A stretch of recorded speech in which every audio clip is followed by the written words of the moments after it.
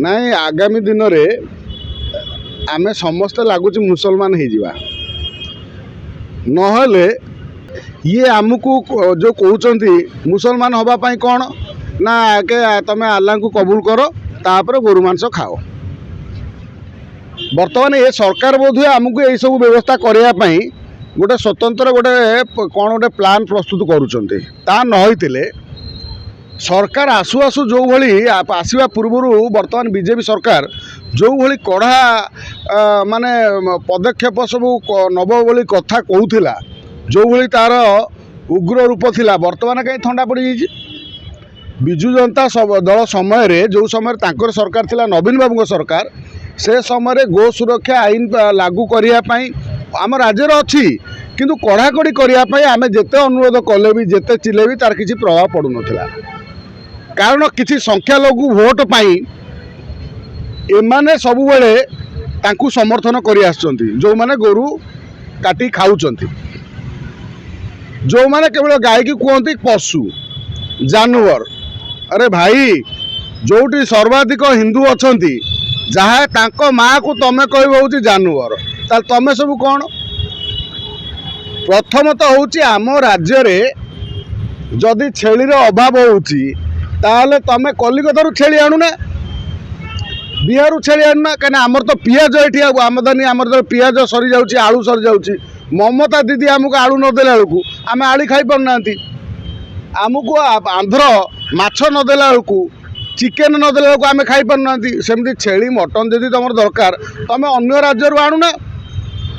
तमें ये गोरु काटिकी निजर ओडिया लोक मैंने जो मैंने हिंदू लोक मैंने हिंदू भाई मैंने तांकु खुआ पछरे तमें कौ कौ षड्यंत्र की षड्यंत्र कर तुमको विदेश रू केते टंका मिलछि जो जया होटेल मालिक को बर्तमान पचरा जाऊ ताको पाकिस्तान रू केते टंका मिलछि एठी हिंदू मानू मुसलमान करने कथा पड़ी जे तिगिरिया रे आमे देखिले गोटे पहाड़ भली पहाड़ गोरु हाड़ा आमे देखिले आमे जाऊ किए गणमाध्यम तार प्रचारित होला परे गणमाध्यम आपण माने जो माने ये खबर टी लोकलोचन को आनिले तापरे सरकार तापरे कौन कार्यानुष्ठान नेले गोटे एते बड़ व्यापक स्लटर हाउसटा बा गोटे स्लटिंग चली से भितर गोटे निछाटिया जगार एते कूढ़ कूढ़ जो हाड़ गोरुर मिलला या उपरे सरकार क्या बांधिले तांकर सेठी तो प्रशासन बिना नेता अगोचर एक हो ना आमे तो काली परदिन गोटे गणमाध्यम देखले गोटे जंगल भितर 600 गाई धरा पड़े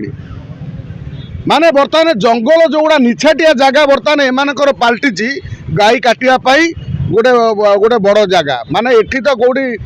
सहर भितर गाँव में काटिले ये क्या धरा पड़ जाए तेणु एम निछाटिया जंगल आड़ को पलाउंट से ट्रक लगाउं गाई काटुंट पुणी माने लोड कर सप्लाय कर आश्चर्य जे आमरी जड़े हिंदू केते जन हिंदू अच्छा जो माने होटेल अत्यधिक लाभ चक्कर रे मटन कहीकि गोरु मांस दे दौरान आउ दले बेहिया 14 पुरुषर मटन खाई ना सी जाकि जो भली प्रचार करटीवी रे यूट्यूब रे अच्छा अच्छा बढ़िया होइछि बढ़िया सीझी खाई जाओ हयो भाई माने तमें थरे एभली प्रचार करी लोक भ्रमित करने पूर्व तमें थरे तुम विवेक को पचारि था जे वास्तव में यहाँ मांस छेली मांस ना गोरु मांस मु क्या भ्रमित करुँ मो हिंदू भाई मानू तमें कौन सतरे तुम टंका पाई गोरु मांस खाईदेव आम मानकर बेक काटिदेले भी आमे ताको कथा चिंता करूँ ना कारण आम अनेक वर्ष धरू आम विरोध करुँ आम माँ बोली विचार करुँ